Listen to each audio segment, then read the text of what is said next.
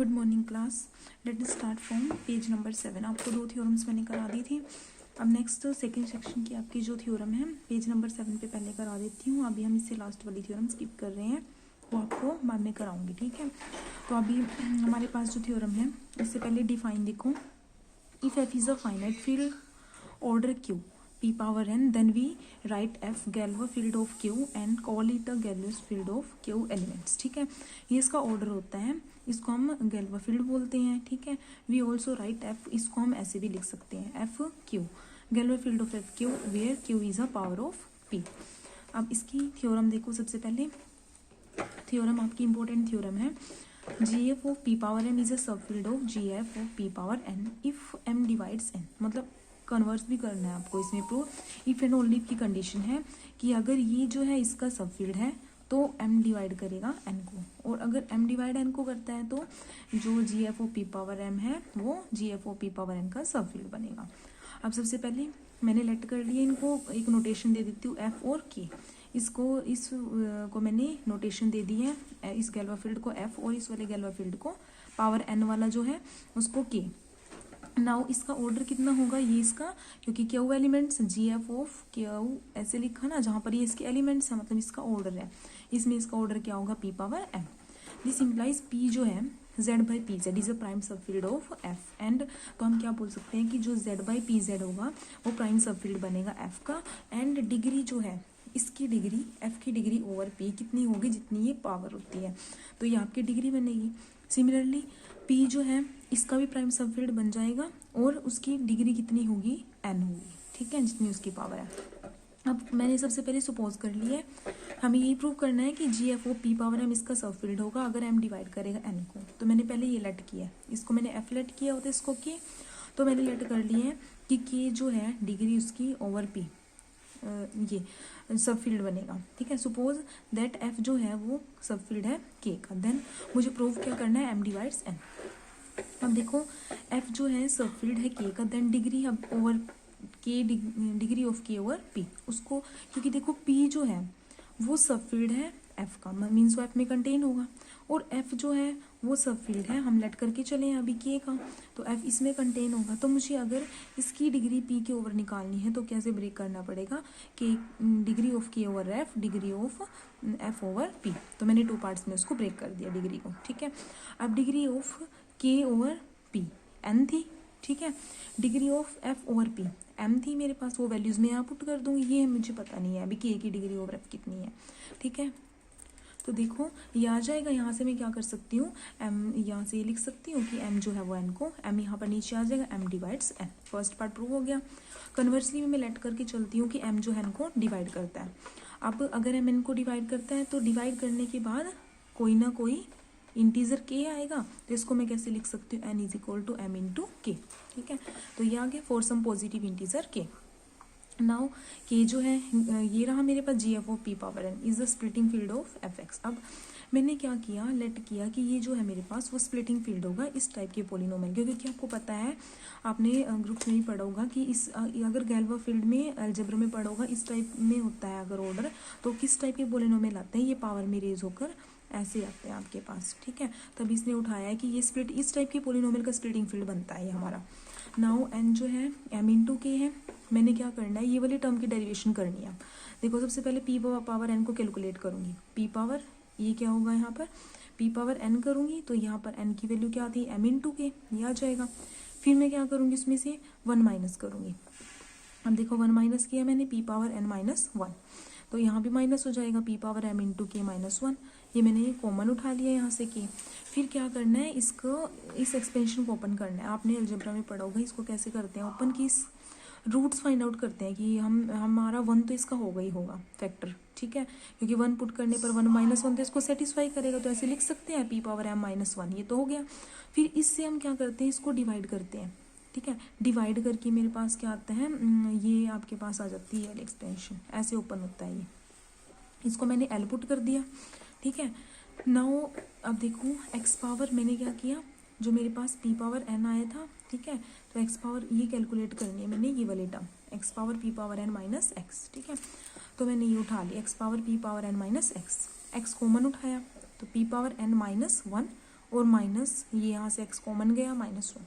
अब देखो मैंने ये वैल्यू कैलकुलेट कर ली है, p पावर n -1 ये कैलकुलेट की, यहाँ पर ये आई थी, ये पुट कर दी यहाँ पर। नेक्स्ट इसको पुट करने के बाद यही यहाँ पर यही सेम स्टेप है। नेक्स्ट फिर दोबारा आपको ऐसे ही ओपन करना है जैसे ये वाली टर्म की थी। अब ये ध्यान रखना है कि एक तो 1 इसका रूट होता ही होता है, तो p पावर m -1 तो आएगा ही, फिर इसकी पावर से 1 plus p power m p power 2m और कहाँ तक एक कम होकर आती है लास्ट में। तो ऐसे यहाँ पर भी सेम बन रहा है।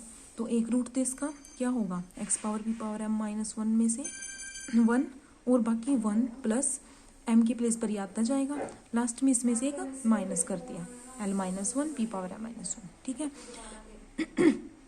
अब इसको अंदर मल्टीप्लाई कर दो, x into x power p power m -1, base same power add, तो p पावर m बचेगा, यहाँ पर x आ जाएगा और ये पूरा का पूरा gx सेलेक्ट कर लिया, ठीक है। gx सेलेक्ट किया मैंने, थस जो मेरे पास ये टर्म थी किसकी इक्वल आ गई, ये इंटू gx, ठीक है, ये आ गए। अब देखो नाउ एवरी एलिमेंट इसका gf of p power m है यहाँ पर, ठीक है। f जो है is the root of this, क्योंकि इसका जो हर एक एलिमेंट है इस पोलिनोमियल का रूट होगा, ठीक है। और and this one therefore one implies every element of f is a root of x power p power minus x, मतलब वो p पावर n वाले का भी रूट बनेगा, क्योंकि देखो अगर यही थी ना मेरे पास 1, ये वाली क्वेश्चन थी, अगर उसका हर एक एलिमेंट जो है f is a root of this, अगर उसका हर एक एलिमेंट इस पोलिनोमियल का मीन्स इसका रूट है, तो ये जो है ये इसी का ही तो फैक्टर है, तो इसका तो बनेगा ही बनेगा। मीन्स अगर आपका 6 को मैंने ऐसे लिखा हुआ है 4 × 2, ठीक है, तो इसके जो कोई भी रूट बनेगा, जैसे 2 × 2 में किया, तो ये जो है इसका भी फैक्टर तो बनेगा ही बनेगा, 2 इसको भी तो डिवाइड करेगा, तो वही लिखा हुआ है every element of this is a root of, अगर वो इसका रूट है तो इसका भी बनेगा, ठीक है, क्योंकि ये जो है दोनों इसी के फैक्टर है, ठीक है। तो वो इसने लिखा हुआ है every element of f is a root of x power p power n minus x, hence f जो है स्प्लिटिंग फील्ड है x power p power m वाले टर्म का, किसमें कंटेन हो जाएगा, splitting field of x power p power n minus x में, ठीक है।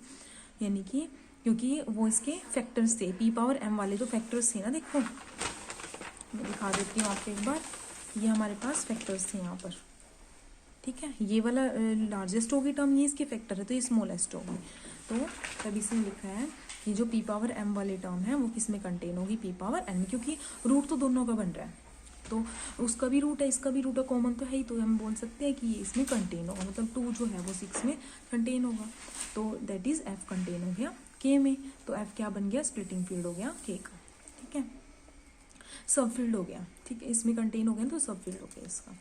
नेक्स्ट जो कोरोलरी है ये भी इंपॉर्टेंट है आपकी, एग्जाम्स में कंपल्सरी क्वेश्चन में आ जाती है आपके, prove that F Q D means Galois field होगा यहाँ पर, और ये इसकी एफ क्यू पावर डी है, क्यू की पावर डी है, ऐसी क्यू पावर एम है, कि वो इसमें कंटेन कब होगी, अगर डी जो हमको डिवाइड करेगा where Q is a power of P. तो प्रूफ देखो, सपोज क्यू मैंने क्या लेट कर लिया है p power n for some integer n के लिए, then F Q power D means Galois field of Q power D, यहाँ पर क्यू की वैल्यू पुट करेंगे p पावर n, तो n इंटू डी हो जाएगा, पावर मल्टीप्लाई हो जाएंगी, एंड ऐसे ही मैंने F Q power m calculate कर लिया, G F of Q power m, Q की वैल्यू पुट की, p power n into n आ जाएगा।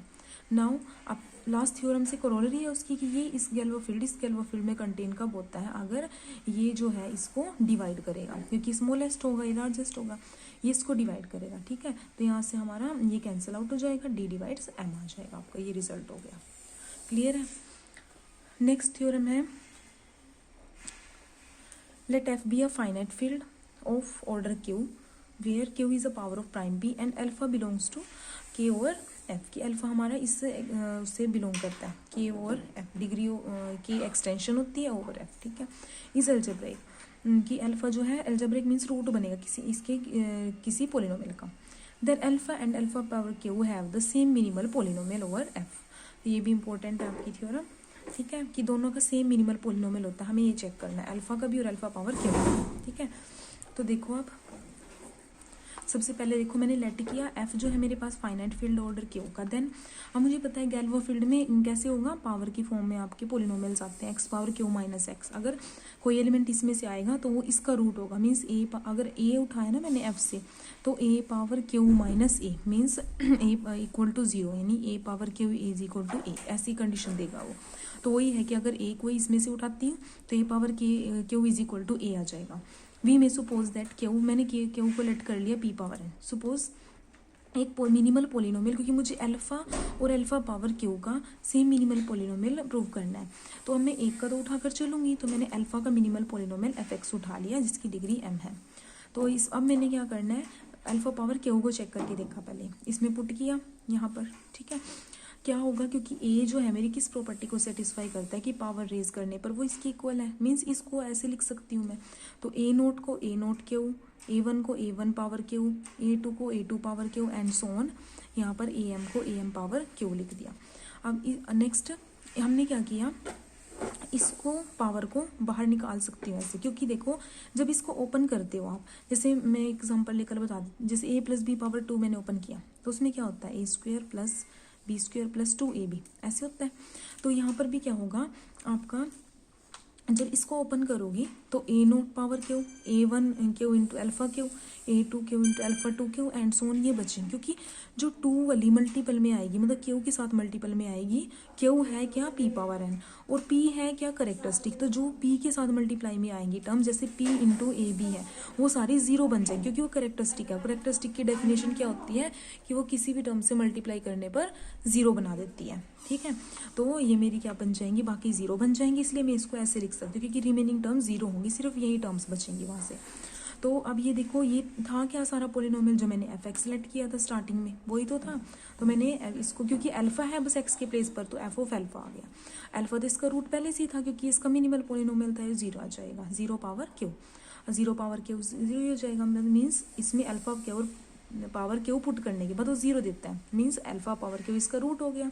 तो अल्फा पावर क्या हो गया, अलजेब्रिक ओवर एफ। अब देखो मैंने लेट किया, ये इसका भी रूट बन गया। अब जी एक्स अगर इसका मिनिमल पोलिनोमियल है और ये इसका भी रूट बनता है एफ का, दी सिंप्लाइज जी एक्स जो है डिवाइड करेगा एफ एक्स को, क्योंकि एफ जो है मेरे पास वो मिनिमल पोलिनोमियल अल्फा का है, अल्फा पावर क्यू का नहीं है। अल्फा पावर क्यू ओनली उसका रूट है, बट अगर जी उसका मिनिमल पोलिनोमियल है तो स्मॉलेस्ट होगा, तो जी जो एफ को डिवाइड करेगा, क्योंकि जी मिनिमल है, जी इसको डिवाइड करेगा।